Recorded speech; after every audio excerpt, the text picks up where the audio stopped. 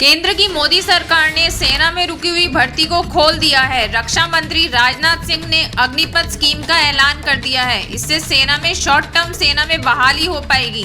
तीनों सेना प्रमुखों के साथ प्रेस कॉन्फ्रेंस के दौरान रक्षा मंत्री राजनाथ सिंह ने इसका ऐलान किया। इस मौके पर उन्होंने कहा कि भारतीय सेनाओं को विश्व की बेहतरीन सेना बनाने की दिशा में आज सुरक्षा मामलों की संसदीय समिति ने एक ऐतिहासिक फैसला लिया है। राजनाथ सिंह ने कहा कि आज हम अग्निपथ नामक एक योजना ला रहे हैं। सरकार ने अगले 1.5 साल में 10 लाख भर्तियां करने का निर्णय किया है। प्रधानमंत्री नरेंद्र मोदी ने विभिन्न सरकारी विभागों और मंत्रालयों से कहा है कि वे अगले 1.5 साल में मिशन मोड पर 10 लाख लोगों की भर्ती करें। प्रधानमंत्री कार्यालय ने कहा है कि सभी सरकारी विभागों और मंत्रालयों में मानव संसाधन की स्थिति की समीक्षा के बाद ही मोदी ने यह निर्देश दिया है। नेशनल हेराल्ड मामले में कांग्रेस नेता राहुल गांधी लगातार दूसरे दिन प्रवर्तन निदेशालय के सामने पेश हुए। ईडी के सामने पेश होने से पहले राहुल पार्टी मुख्यालय गए। उनके साथ प्रियंका वाड्रा भी थी। सोमवार को उनसे करीब 10 घंटे से अधिक पूछताछ हुई थी। राहुल की ईडी में पेशी को लेकर दिल्ली पुलिस ने एहतियातन कई रास्ते बंद कर दिए हैं। बावजूद इसके प्रदर्शन की घटनाएं सामने आई हैं। कांग्रेस नेता रणदीप सुरजेवाला, अधीर रंजन चौधरी समेत कई कांग्रेसियों को पुलिस ने हिरासत में लिया है।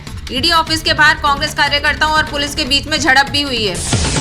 राजस्थान प्रदेश कांग्रेस कमेटी के अध्यक्ष गोविंद सिंह डोटासरा को राजस्थान बॉर्डर पर दिल्ली पुलिस ने रोका। कहा, रात से ही बॉर्डर पर उन्होंने रोकने के लिए तैनात है। डोटासरा द्वारा आपत्ति जताने पर दिल्ली पुलिस ने कहा कि आज के दिन आप आपातकालीन ही समझे, किसी भी कीमत पर दिल्ली में प्रवेश नहीं करने दिया जाएगा। डोटासरा को रोकने के लिए रात भर से ही पुलिस बल तैनात था। डोटासरा ने कहा कि अपने निजी कार्य से आज दिल्ली जाने से पुलिस ने रोक दिया है। मोदी सरकार के शासन में आम आदमी तो अपने अधिकारों को प्राप्त करने की सोच ही नहीं सकता। नेशनल हेराल्ड केस में कांग्रेस नेता राहुल गांधी को लगातार दूसरे दिन भी ईडी ने पूछताछ के लिए बुलाया। वहीं दूसरी ओर कांग्रेस इसे लेकर सत्याग्रह कर रही है। इस बीच सीएम अशोक गहलोत ने एक बार फिर बीजेपी की मोदी सरकार को निशाने पर लिया है। गहलोत ने कहा कि आखिर ईडी किसके इशारे पर काम कर रही है, यह बताना चाहिए कि वो किसके दबाव में काम कर रही है। 2015 के बाद में ईडी ने केस को बंद कर दिया था। अब ईडी बताए कि किसके कहने पर यह केस खोला गया है। आज हर तरफ तनाव का माहौल बन गया है, जैसा कि कोई देश में बड़ा घोटाला हो गया हो। राजस्थान बेरोजगार एकीकृत महासंघ के प्रदेश उपाध्यक्ष उपेंद्र यादव ने नेतृत्व में महापड़ाव डालकर बैठे बेरोजगारों को मंगलवार को दूसरे दिन शहीद स्मारक पर हंगामा किया। इस दौरान उपेंद्र यादव के नेतृत्व में पीसीसी कूच करने की कोशिश भी की गई, लेकिन पुलिस ने हल्का बल प्रयोग कर उन्हें खदेड़ दिया और पीसीसी जाने से रोक दिया। इस दौरान उपेंद्र और कुछ बेरोजगारों को चोट भी लगी। राज्य सरकार ने पहले बजट में 6000 पद पर टेक्निकल हेल्पर भर्ती निकालने की घोषणा की थी, लेकिन हाल ही में राज्य सरकार केवल 1512 पदों पर भर्ती की जा रही है।